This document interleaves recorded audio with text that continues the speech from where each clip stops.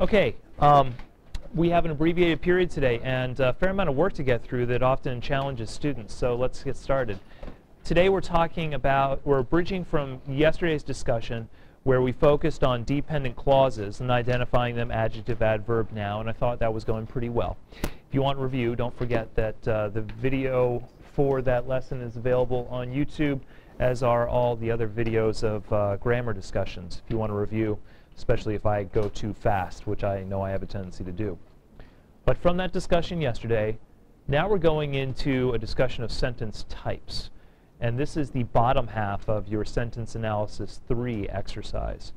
There are 4 types of sentences in English grammar: simple, compound, complex, and compound complex. And what they do is account for every single variation of independent and dependent clause in a sentence.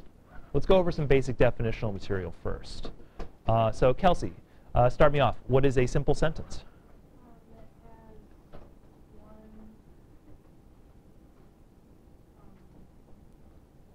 One, yes? Right there on the board. Which kind? That's right, because a dependent clause by itself would be what? Do you know what we call that if it's a dependent clause just sitting out there by itself? Ryan, help her out. Sentence fragment. Okay, sentence fragment. So you're correct, Kelsey, that an independent clause by itself is a simple sentence. One independent clause. Easy enough. We'll see an example in just a moment. A compound sentence. Navina, do you know what a compound sentence is?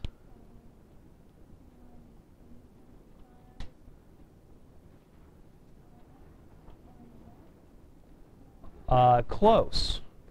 It's not one independent clause or more. It's nope, we don't have any dependent clauses in a compound sentence. You're really close to it. Can somebody go ahead? 2 or more. There you go. Very good.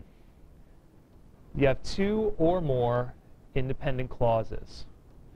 So a compound sentence could be exceedingly long. You could make it as long as you wanted to. As long as you joined it correctly, it wouldn't be a run-on. It would probably ramble quite a bit, but it would not be a run-on sentence. Adding to Navina's answer, can somebody tell me the 2 proper ways to join these 2 clauses? Which type? Yes, you're correct. You gave me an example. Mitch, thanks. The coordinating conjunctions. Anybody remember them all? For and what was your third one? Nor, or.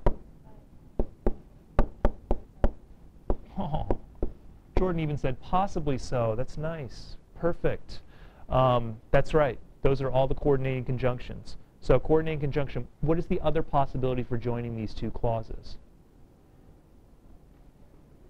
No, the comma would go with the coordinating conjunction. If it's only a comma, Emily, that's a comma splice, and that's a grammar error. Cassie? Semicolon is correct. One of those 2. So actually, Emily, I'm going to take a little bit of your answer and amplify what I said earlier. A comma and a coordinating conjunction, or a semicolon. Those are the 2 options for joining the independent clauses. There's your punctuation standard. Madison, what do you think the complex sentence is? An independent clause and an independent clause. Very close. Give me some more information.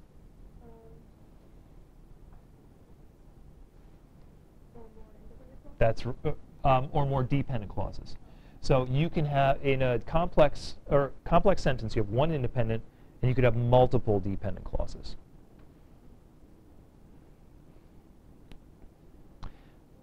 Punctuation rule is simply a comma, and it varies depending upon the placement. I'll go over that comma rule at some other time when we talk about comma rules, because it shifts depending upon which comes first, dependent or independent. It's nothing you really need to worry about right now. Last one is a combination of compound and complex. Mitchell? Two or more independent clauses, that is correct. So hold on. Two or more independent clauses and just one or more dependents. But you're correct. Because look at what we've done. We've taken the two independent clauses of the compound, joined it to the dependent clause of the complex, and we have a compound complex sentence. Which should follow, by the way, the same sort of punctuation rules. So if you have two independent clauses in your sentence, I should see a comma and a conjunction or a semicolon. That's it. Every single complete sentence that you can write in English falls into one of these four categories. And you should be able to identify them. Give me an example. Simple. One independent clause. Tim, identify subject, predicate, noun, verb pair. Very good.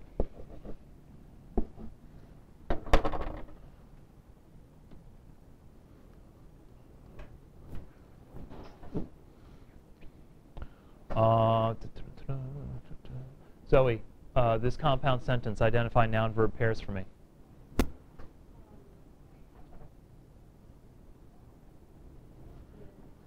Student hung, again, correct. And? It fell is correct. Where's the joining point between the two clauses? That's right. The comma and but is the comma and coordinating conjunction, making this a compound sentence. Sydney, identify noun verb pairs for me.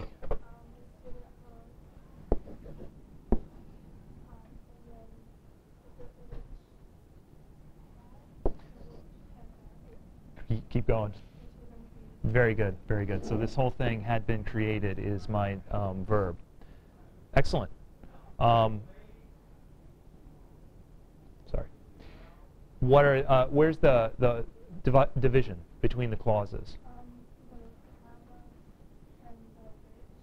Yeah.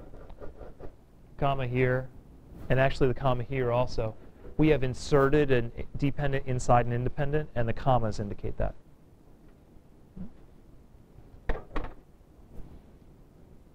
Compound complex. April.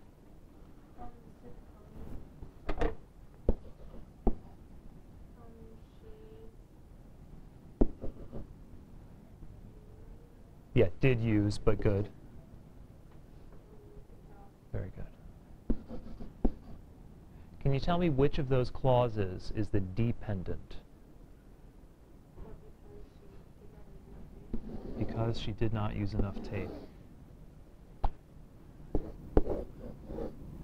There's the simple, comma and coordinating conjunction that joins the two independent clauses together. And we also have a subordinating conjunction of because. Sarah, you're doing a good job of following along with your Warners. Can you find in the Warners where we might find lists of subordinating and coordinating conjunctions? Okay. Let's see, 66.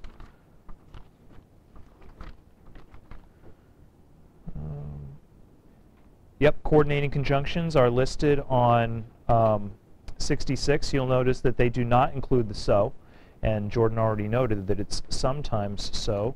See if we have a list of the subordinating conjunctions. Let's see where we might find those. List of 1963. Aha! On 63, you see common subordinating conjunctions. Many exist in English, so you're not going to see a list of them entirely in a grammar handbook like this. But you can see also that some of the subordinating conjunctions are multiple words. So be careful of that. Paul, I would like